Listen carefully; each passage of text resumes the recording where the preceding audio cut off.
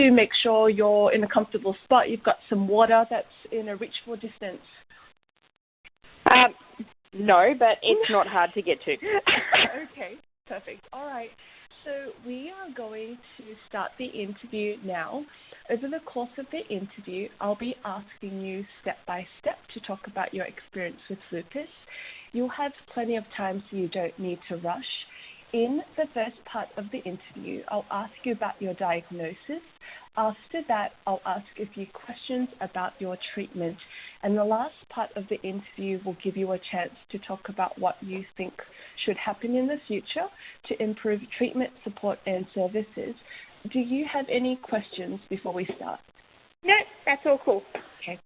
We'll start with when you first started to notice symptoms before you were diagnosed.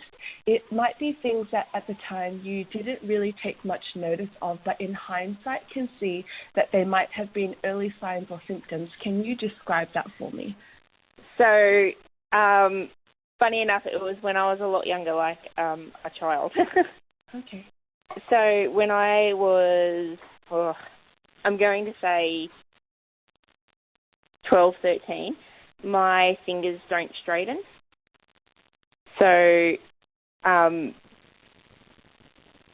my family doctor at the time basically used to always just say things like, oh, you'll have really bad arthritis when you get older.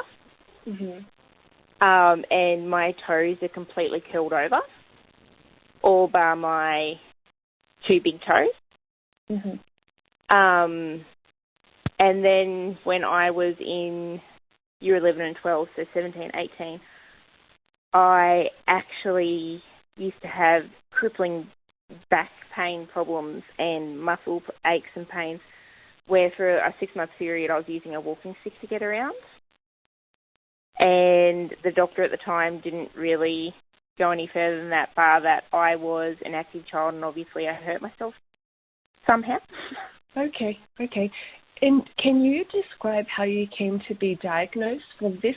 You can talk about any tests that were ordered and who ordered them for you, if you remember that. And Sarah, this might also include any ongoing management or surveillance that you might have been under before you were diagnosed.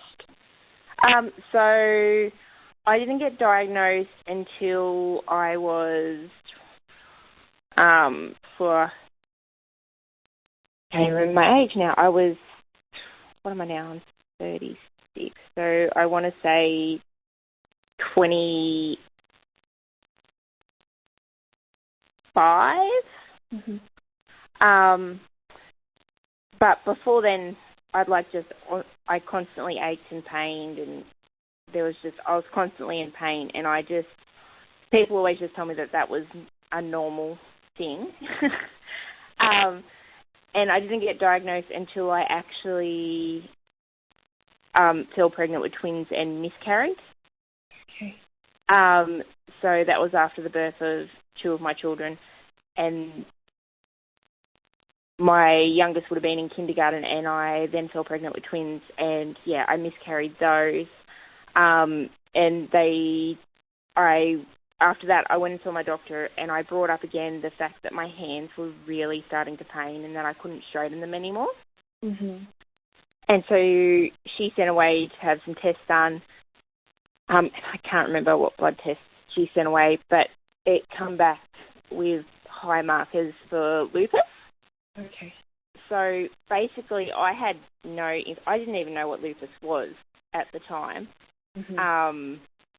And hadn't done any research, because in my mind, I was still always going back to the fact that the doctor from when I was a child said that one day I would have severe arthritis in my hands. So I assumed that she was ringing up to tell me that, and then she called me in and told me that I had lupus, and then pretty much it's been an up and down journey since then. I have a specialist who doesn't actually give me any information because I'm in a country town, so I don't have many options on that sort of thing.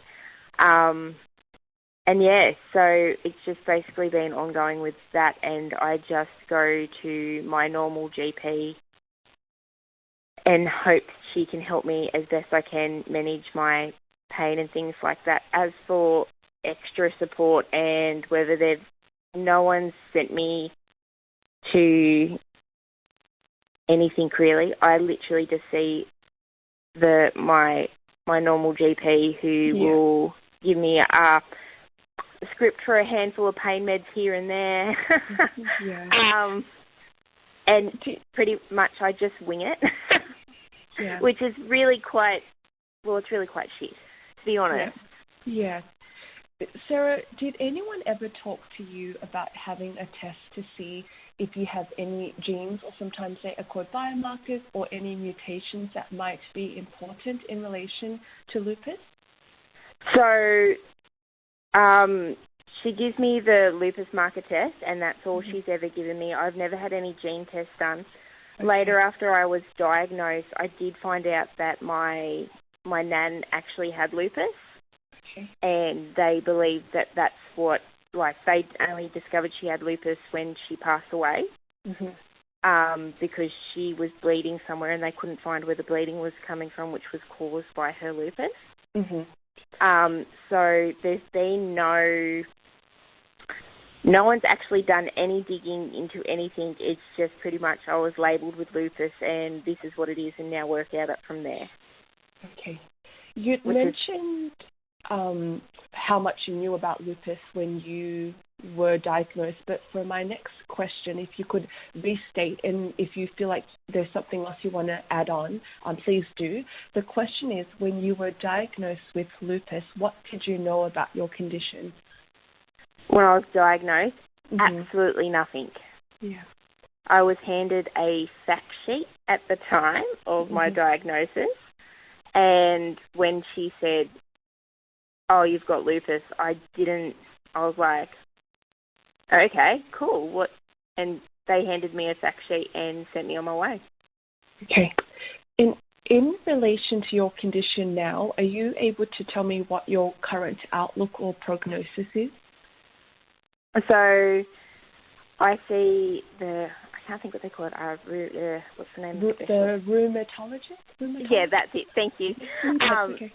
I see her every 12 months.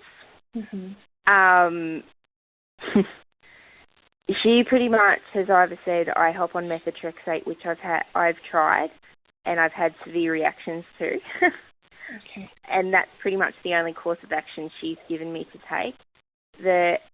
No one's actually given me an outlook or where things are heading or anything. I know within myself that it's progressing, but that's all. No one actually goes any further than that, if that makes sense. It does. If there was an opportunity where a clinician was able to speak to you about your prognosis, is that something that you would like to know? Yeah, honestly it would, because right now it's just,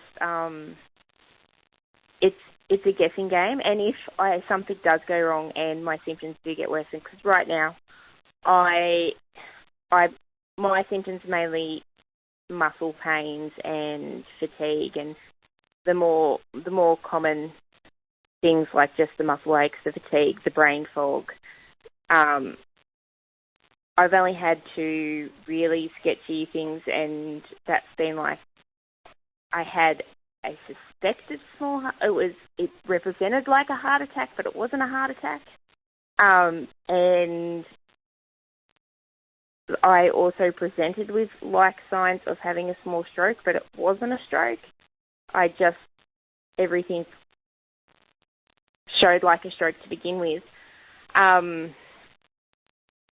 And no one ever did any more than that. And I just went to the emergency and they just went, "Oh, well, this is lupus," and they sent me home 2 weeks later.